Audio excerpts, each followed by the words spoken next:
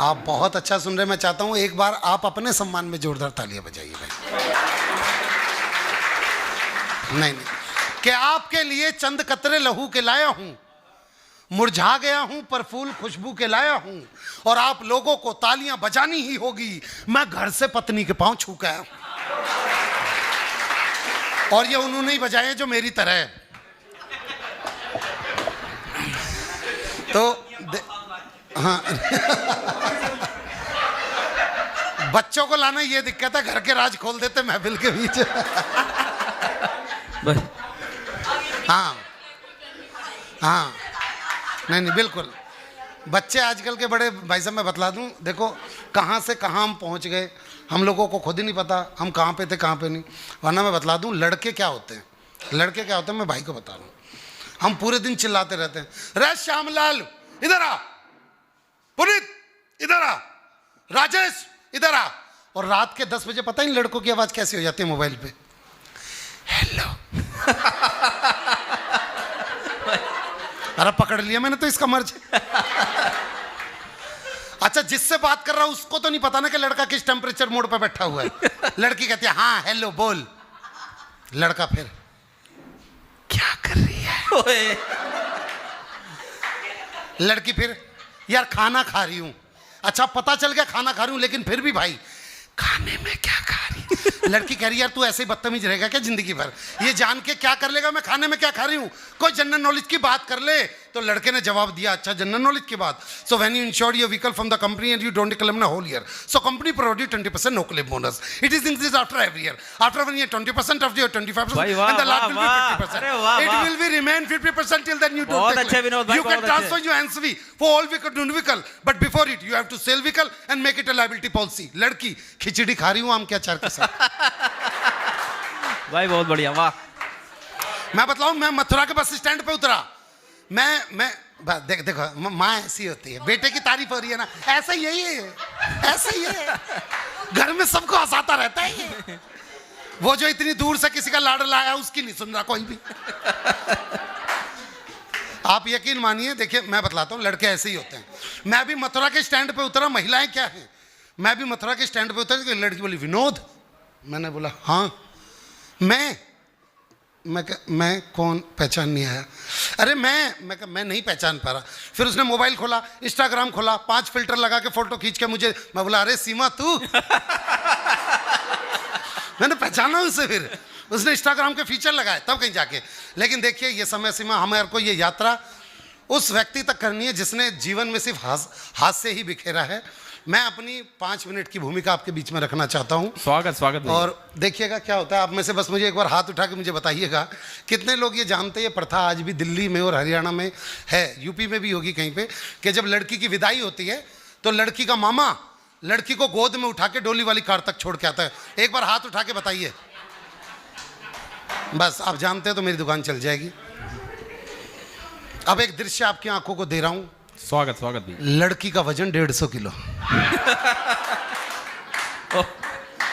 और पुनीत जी सबसे बड़ी बात, लड़की का कोई सगा मामा ही नहीं है। तो पंडित जी ने जैसे बोला जजमान भाई लड़की को लेके जाओ, तो वो लड़की का बाप यूं करके देखे जाए सबको, अरे वो अरे पुनीत गोयल जी। अब पुनीत गोयल जी का तो चेहरा सफेद हो गया, बेटे उठा दिए जरा। तो पुनीत गोयल जी तो वो इंसान है जो उस लड़की के संग बचपन से स्टापुर खेलते आ रहे हैं। इन्हें तो पता है कि वो स्टापुर पे कूदती थी, स्टापुर के चकनाचूर करके रख देती थी। तो जैसे बोला बेटे पुनीत उठाइए, तो पुनीत भाई साहब एकदम, मेरा तो पथरी का ऑपरेशन हो रहा है। वाह भाई वाह। डॉक्टर ने बोला जरा सा झुकेगा पथरी फट के, अच्छा ठीक है रहने दे, कोई बात नहीं। बेटे मफतलाल,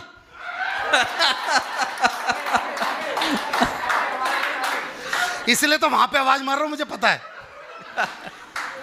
अरे मफतलाल बेटा उठा दियो। अच्छा मफतलाल तो बेचारे इतने घबरा गए 150 किलो से, ये भूल ही गए मैं आदमी हूं औरत हूं। जैसे बोला बेटे मफतलाल उठाई, तो मफतलाल, मेरा तो 7वां महीना चल रहा है। तेरा? ओ भाई गजब। अच्छा ठीक है। अब ऐसे में आपने देखा होगा शादियों में कोई भी मदद के लिए आ जाता है। अब उस शादी में बाबूलाल डींगिया जी भी थे। वो इधर है, इधर है। हाँ, कहाँ पे? यहाँ पे ये भी थे। ये ऐसे व्यक्ति ये कह रहे हैं बाबूजी, ये वहाँ शादी में कोई भी मदद के लिए आ जाता है, ये पीछे पीछे सबसे कह रहे बाबूजी मेरे लायक कोई काम हो तो बताना है, बाबूजी मेरे लायक। तो सब पीछे वालों ने बोला भैया आगे जा, आगे काम होगा। ये आगे आगे पहुँचते पहुँचते लड़की के बाप तक आगे, कह रहे बाबूजी मेरे लायक कोई काम हो तो बताना। अब काम तो इसका इंतजार कर रहा था। लड़की के बाप बोला जा छुटकी को लेके जा। अब इन्होंने छुटकी देखी, कह रहे कहाँ अंकल जी यहाँ पे? भाई वाह वाह वाह वाह वाह, बहुत खूब, वाह वाह वाह। क्या करना अंकल जी? हैं? उठाने? अंकल इसको तो उठाने में मैं उठ जाऊंगा। और छुटकी ना आई हो, यह तो मुटकी है। वाह वाह वाह। पर सबने बोला नहीं, देखो मफतलाल जी की मिसेज बैठी हुई, उन्होंने बोला भैया बाबूलाल भैया अब तुमने बोल दी, अब तुम्हें उठानी पड़ेगी। तो बाबूलाल डींगिया जी ने उठाने की छोटी सी कोशिश की, तो रीढ़ की हड्डी में से चटक की आवाज आई। पर तभी ये आशिका नाम की लड़की आई और इसको लगा ये अंकल जी उठा नहीं पा रहे, इसने सुल्तान फिल्म का गाना गाया इसका कॉन्फिडेंस बढ़ाने के लिए। अंकल जी खून में तेरे मिट्टी, वाह वाह, मिट्टी में तेरा खून, ऊपर अल्लाह नीचे धरती बीच में तेरा जुनून। भाई साहब बाबूलाल डींगिया जी ने लड़की उठा ली। पर उस घर का दृश्य नंबर 3 ये था, उस घर का आंगन इतना ही बड़ा था जितना यहां से लेके बाहर का गेट। ये लड़की को जैसे तैसे करके लेके जा ही रहे थे, क्या आधे रास्ते में लड़की के मन में फिर मां के प्रति प्यार जग गया। वो वापस लौट के मां के पास रोने के लिए आ गई। लड़की का बाप बाबूलाल जी से बोला जा लड़की को लेके आ। बाबूलाल जी लेके आ मतलब? नहीं आधे रास्ते तक तो लेके आ गया था, बस भैया यहीं पे लिया। कह रहा दोबारा से उठा। अब इन्होंने दोबारा से उठाने की कोशिश की, लड़की नहीं उठ रही। अब की बार आशिका ने गाना बदल दिया। इसने गाना गाया जीत जाए। वाह भाई वाह वाह वाह। बाबूलाल डींगिया जी की आवाज। बच्ची ने फिर गाया जीत जाएंगे हम तू अगर संग है। बाबूलाल जी की आवाज। हर कदम एक नई जंग।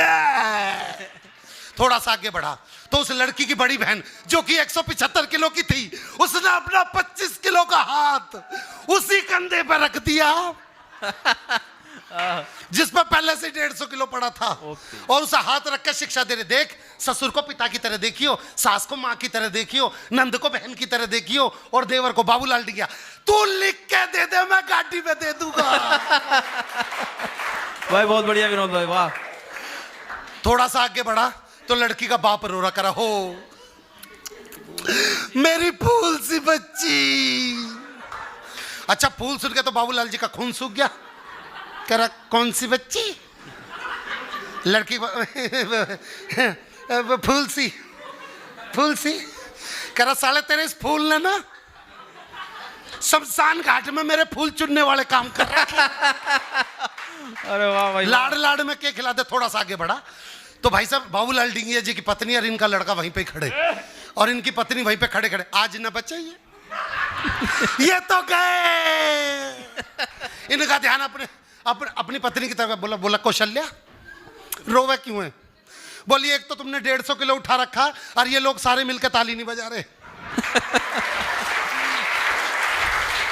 भाई बहुत खूब, वाह। कह रहा ले बजा दी, अब बता।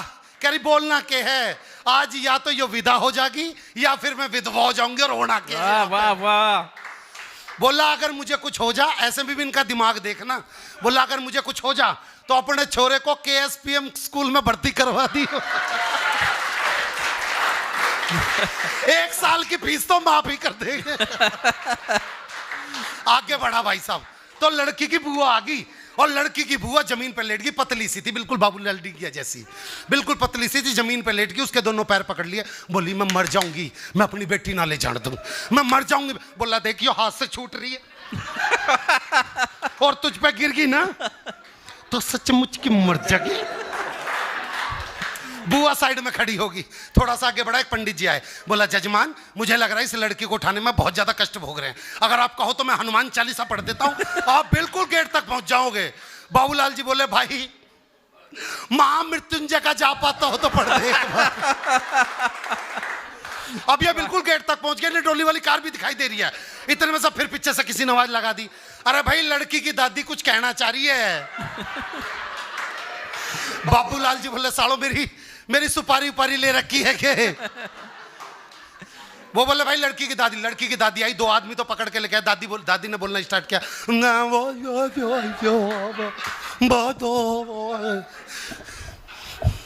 भैया क्या कह रही है यू है, क्या कह रही है? कह रहे भैया बुजुर्ग औरत है सांस फूल रही है। कह रहा सालो किसी की सांस उखड़ भी तो रही है। अब दादी ने रोना स्टार्ट किया, पहले की दादियां एक लाइन बोलकर लड़की विदा करा देती थी, हो मेरी चिड़िया उड़ गई रे, भाई वाह वाह वाह, ओ मेरी चिड़िया, बोला किसी के तोते भी तो उड़ा रही है। अब वो डोली वाली कार तक बिल्कुल ठीक ठाक पहुंच गया, लड़की लेके बोला जल्दी से दरवाजा खोल। ड्राइवर बोला अंकल जी यो गाड़ी नहीं, 6 गाड़ी छोड़ के। वो किसी तरीके से 6ठी गाड़ी तक पहुंचा, कर जल्दी से दरवाजा खोल। उसका ड्राइवर अंकल जी, अरे बोल, कह रहा वही गाड़ी थी, ये मजाक कर रहा है। वो फिर दोबारा लेके, कर तुझे मजाक सूझा, जल्दी से खोल। कर अंकल जी दरवाजा जाम हो गया, घुमा के ले जाओगे? कर हाँ। जब घुमा के ले तो एक बच्चा बोला अंकल जी पीछे हो जाओ। कह रहा क्यों, क्या हो गया? कर अंकल जी ऐसा गाय आ रही है। वो लोटा गाय ना बोल, मैं भैंस लेके आ रहा हूं। जैसे उसने लड़की को गाड़ी में बैठाया, पिछला टायर पंचर। लड़की का बाप बोल निकाल। कर निकाल मतलब? अंकल जी ये तो ठुस्सी बहुत मुश्किल से है, पर किसी तरीके से गाड़ी कटवाई गई, लड़की बाहर निकलवाई और जेसीबी पे विदा हुई। अगले ने चैन की सांस ली। लड़की का बाप बोले बेटे चैन की सांस क्यों ले रहा है? अभी गांव का एक चक्कर करके फिर घर में जाएगी, तुझे फिर लेके आना पड़ेगा। लेकिन दोस्तों एक बात कहना चाहता हूं आपसे, एक मिशन पे चल रहा हूं। ये जो बच्चियां यहां बैठी हुई हैं, बेटा जीवन में ना 4 पंक्तियां मेरी याद रख लेना। ये सिर्फ इसलिए भी कह के जा रहा हूं क्योंकि तुम आने वाली संतान आज माँ बाप से भी ज़्यादा हाईटेक हो चुकी है। अब वही वाली बात और जमनी जी वाली बात के बच्चे तो पैदा ही नहीं हो रहे, अब तो सीधे बाप पैदा हो रहे हैं हुक्म बताने के लिए। तो बस मेरी एक बात सुन लेना कि माँ बाप की जो बात मानोगे सदा तुमको फल मिलेगा। माँ बाप की बात जो मानोगे सदा तुमको फल मिलेगा और अच्छे कर्मों का तुमको अच्छा सिला मिलेगा। लेकिन मेरे बच्चों कभी राह से भटकना मत, क्योंकि इस राह पे हर मोड़ पे खड़ा तुमको एक रावण मिलेगा, तुमको एक रावण मिलेगा। धन्यवाद।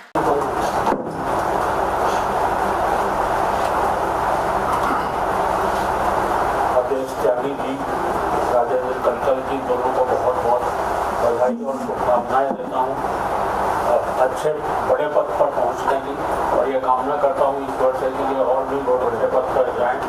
हम लोग एक बार तालियां इनके लिए बजाएं।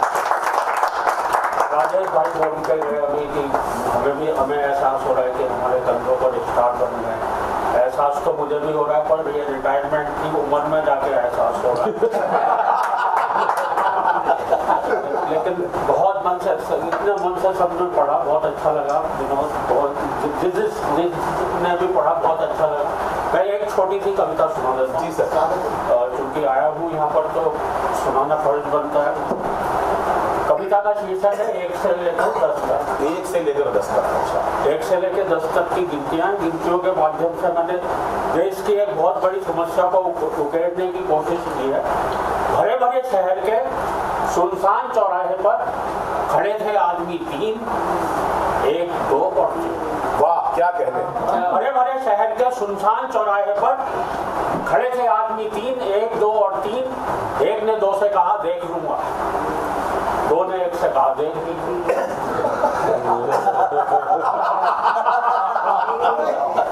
एक ने 2 से कहा देख लूंगा, 2 ने 1 से कहा देख लियो, 3 उन दोनों को देख रहा। भाई क्या कहते हैं। वाह वाह वाह।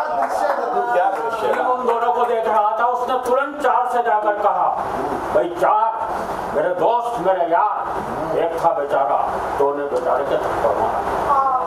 एक था बेचारा, 2 ने बेचारे के थप्पड़ मारा। 4 ने 5 से जाकर कहा, 1 और 2 में हो गई कहा सुनी। दोनों ने एक दूसरे की कमर बड़ी तबीयत से धुनी। 5 ने 6 ने 7 से जाकर कहा, 1 ने 2 के गोली मारी। 7 ने 8 से जाकर कहा, 1 ने 2 के गोली मारी। 2 ने 1 के गोली मारी। वहाँ खड़े 3 4 5 6 घायल हो गए। 3 4 5 6 मैं वहीं से भागा आ रहा हूँ। मैं वहीं से भागा आ रहा हूँ। तेरी हालत अपनी आंखों से देख कर आ रहा हूँ। और दोस्तों 8 की आंखों में एक विशेष चमक आई। उसने 9 से सिर्फ इतना कहा, एक हिंदू था 2 मुसलमान। इस बात पर शहर का एक एक मकान न रहा, बस बन गया था खान।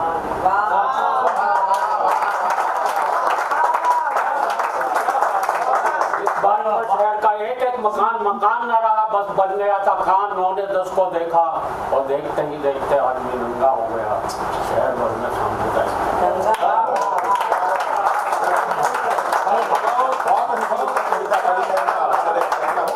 और हमारे बीच में बस ज्यादा समय नहीं लूंगा। हालांकि मैं ये मानता हूँ कि जो पूरा समय हरिंदर पाल गोष्ठी में ना बैठे उसको कविता पाठ नहीं करना चाहिए। मैं इस सिद्धांत को मानता हूँ, ठीक है।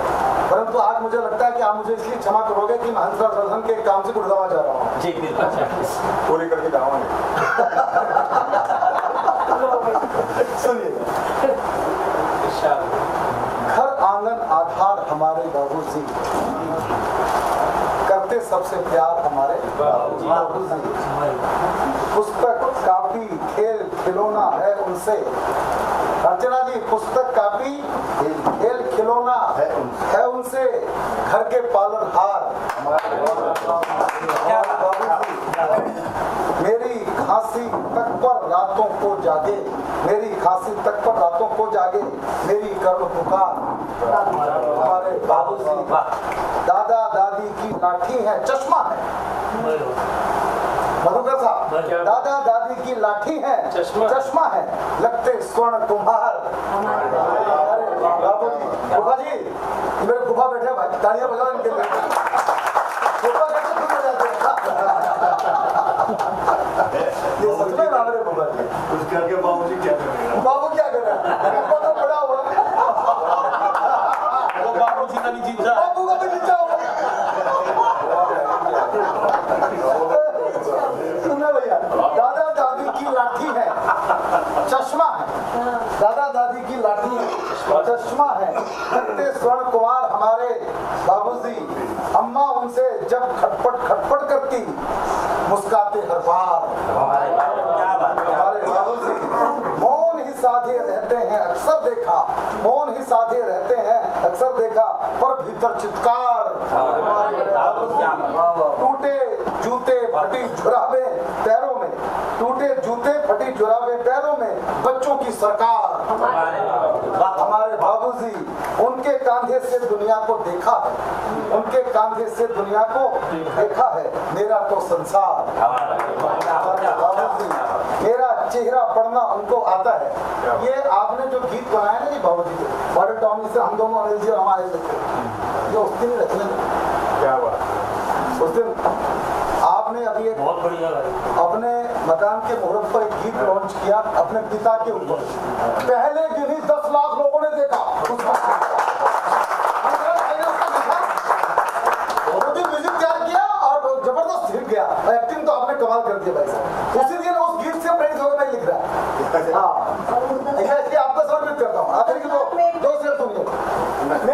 मेरा चेहरा पढ़ना उनको आता है, अनुभव के अंबार हमारे बाबूजी। और आखिरी के 2 पंक्तियां सुनिएगा।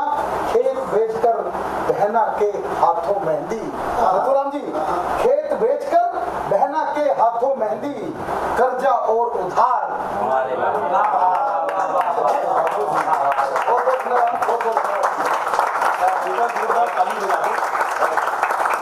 दोस्तों 5:15 बजे का समय होगा।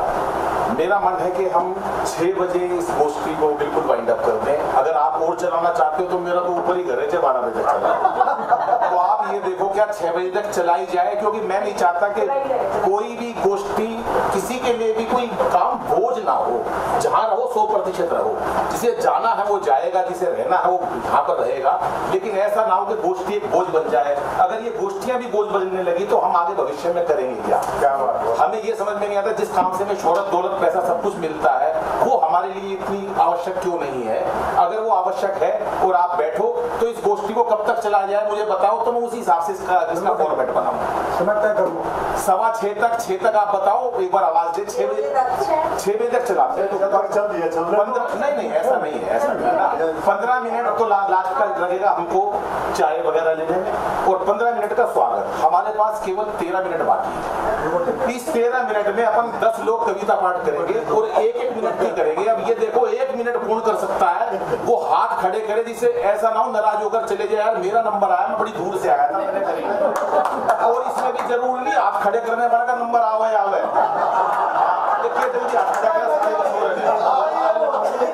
एक बार हाथ खड़ा करे जिसको कविता पाठ करनी है, क्योंकि मैं शॉर्टकट में चाहता हूँ। उर्मिल जी हैं हमारे, वो हैं, आप पढ़ेंगे। ये लेडीज है, जेंट्स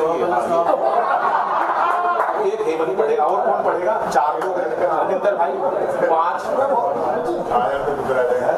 उसको चलो 6 लोग हो गए हमारे। 6 लोग दोस्तों, ये आपका वादा है, आप 2 मिनट से ज्यादा कविता नहीं पढ़ेंगे। आप मुक्तक पढ़ो, छंद पढ़ो, कविता पढ़ो, कुछ भी पढ़ो, लेकिन घड़ी देख के 2 मिनट का कविता पाठ होगा, बिना किसी भूमिका के, बिना अपने कोई छंद और मुक्तक सुनाइए। आपको सिर्फ आवाज देगी और आप आओगे, क्योंकि समय की सीमा है और समय तो है। मनीष भाई भी उसको ये 2.5 मिनट बहुत काम किए, 50 मिनट बचाएंगे। तो मैं चाहता हूँ तो एक बार सबसे पहले मैं हेमंत को आमंत्रित करता हूँ। हेमंत भाई आओ, 2 मिनट की अपनी कविता सुनाओ।